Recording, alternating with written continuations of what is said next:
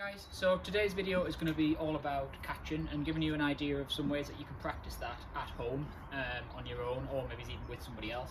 So we're going to do a little bit of flat catching, a little bit of high catching, and a little bit of quick reaction catching as well. For all three of them though, we're going to focus on the same three main areas, which would be our eyes, our hands and our legs. Alright, so the whole time we're doing this, we want to keep our eyes and our head as still as we possibly can, watching that ball at all times. Hands, obviously they need to stay together, so they work together, but we need to make them as big as we can, present a really big catching area which we can then move and react to where the ball goes. Legs, we want them to be a little bit bent, but most importantly we want to stay really balanced, get ourselves into a really strong, really balanced position, and that's going to make it a lot easier for us to take those catches. Okay, so this first one that we're going to do is just a little bit of flat catching. All you need is a ball and a wall basically, so this could be done outside in your garden, off the garage wall, off the shed wall. If the weather's really bad, you could even use a rolled up pair of socks and use just a clear wall where you're not going to break anything in the house. You might need to be a bit closer because it's not going to bounce as much obviously, but you could still do it indoors. So the main thing we're looking for here is just for you to get into that really good solid catching position. So as we said, those legs stay nice and balanced. Okay, that gives us a really powerful position, so not only are we balanced and still, but we're then able to move quickly if we need to move side to side. Eyes, keep them nice and level, want to watch where that ball's coming from all the time, and then watch the ball all the way to the hands. Of course, we're going to keep them hands nice and big.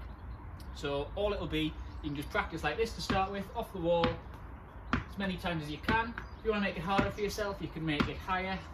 Give yourself high ones, give your ones to the side, give them down low, and so on like that.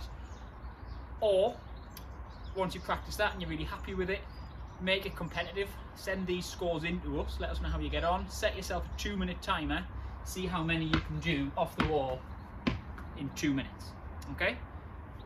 After you've done that, if you are wanting to make it a bit harder, we could introduce a second ball. So this is where the eyes become really important, because there's going to be 2 balls going at the same time here. So it's really important that we watch the ball that we're trying to catch. So this is going to test not only catching skills, but also how well you're watching the ball and also your reactions. Okay, so it'll look a little bit like this.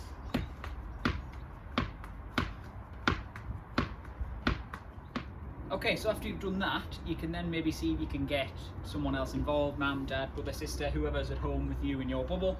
See if they can come and give you a little bit of a hand for this one. So it's going to be exactly the same as before, where the ball's going to be coming back off the wall and you're going to try and catch it.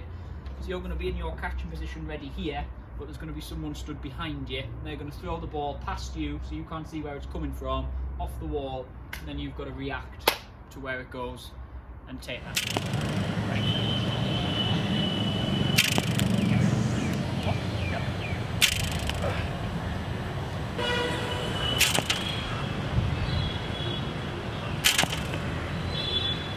B. Put your back. So the next thing we could practice could be our high catching. Now this one's a little bit trickier to do when obviously we haven't got a lot of space. The risk of with it going higher, the risk of it going a bit more wrong is probably a bit higher. So it's really important that we try to do this in as safe and as controlled a manner as we can. So this one is a little bit repetitive, but it's really, really good for helping us groove that technique. So all we're going to do to start with is you're going to throw it up in the air and we're going to catch it as it comes down. Now when you are throwing it up in the air, try and keep it controlled, so you're not throwing it into neighbours' gardens or you're not hitting windows and things like that. So it is literally just a throw straight up in the air like that, okay? So when we are taking a catch that comes to us from high, the principles are exactly the same as before. So the most important thing is we get ourselves into a nice set balanced position right underneath the ball. Okay, we want to be as still as we can, as long as we can, because catches are harder if we're trying to take them on the move. So it's really important you get yourself into that position early, track where the ball's going to go, get under it, and then you're there. Okay, eyes fixed all the time up on the ball, and our hands, as we said before, make them nice and big, present a big catching area, but most importantly keep them together. Okay, so as the ball comes down, we want our hands to be as close to our eyes as we can, so we can watch the ball all the way into those hands. It's up to you whether you want to go fingers this way or whether you want to flip your hands and go that way, but the principle is exactly the same.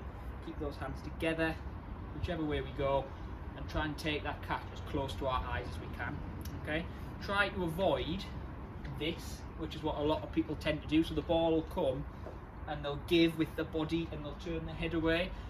Problem with that, A, you're not watching the ball, but B, when you're moving, there's a lot more can go wrong. You're not as in control of your body parts. Okay, so stay nice and still, comes down, straight in like that.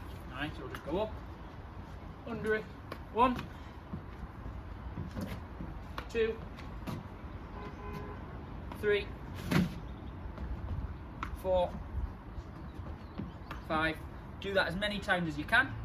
It's up to you until you feel comfortable. Some of us might be absolutely fine with that. Some of us might need a bit more practice depending on how much we play. That's absolutely fine. One way you can make this a bit harder, depends what space you've got available to you, but if you've got a wall on the side of your house where it's quite high, so my house is a bit of a funny shape here where the downstairs bit sticks out a bit lower than the upstairs bit, but if you can throw it off that wall and it'll come down with a bit more variation on it for you, so you've got to track it and get into the right position. Okay, so it'll look a bit like this. I'll just dodge my washing line. So it goes up, 1, 2, practice fingers up and fingers down so you're comfortable with both ways, 3, 4, and so on. Okay, so you get the picture there for those high ones. Okay, one more little one that we can do to practice our quick reactions. This might be if you're fielding in quite close somewhere, maybe in the slips or something like that, and you've got to react quite quickly to where the ball's going. We can use something like this. So I've got a basketball, but if you've got football, rugby ball, netball, anything at home, it doesn't need to be a ball, just any sort of funny shaped but fairly firm object that a ball will bounce off. Okay, so this one works as follows. You're going to stand next to that ball. Okay, I hope I can stay on camera when I do this. Stand next to that ball, and all you're going to do is bounce your tennis ball off whatever object you've got there, and you've then got to react to where it goes. Bit trickier this one because it can't bounce off in any sort of direction, but stick with it and see how many you can get on. So same principles as before. Make sure we're in that nice position there with our knees bent, weight forward, so we are ready to react. So we're in that power position that we said, which allows us to move quite quickly.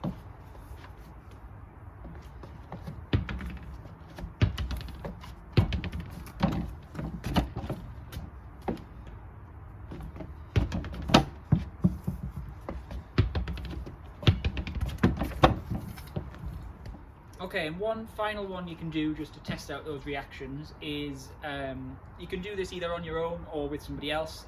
Probably easier with somebody else, but I've got no one here with me now, so I'm just going to do this one on my own. So if you are on your own, if you can find something like a table or something, so mine's quite good here, this garden table, because it's got gaps between the panels on it.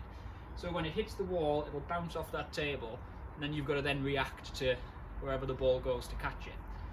If you've got somebody else, don't bother using the wall, just get someone to stand the other side of it for you to throw it so it bounces off that table and then you react accordingly. So it'll look like this, as we said before, ready position, nice and balanced, ready to move, so we're in that power position.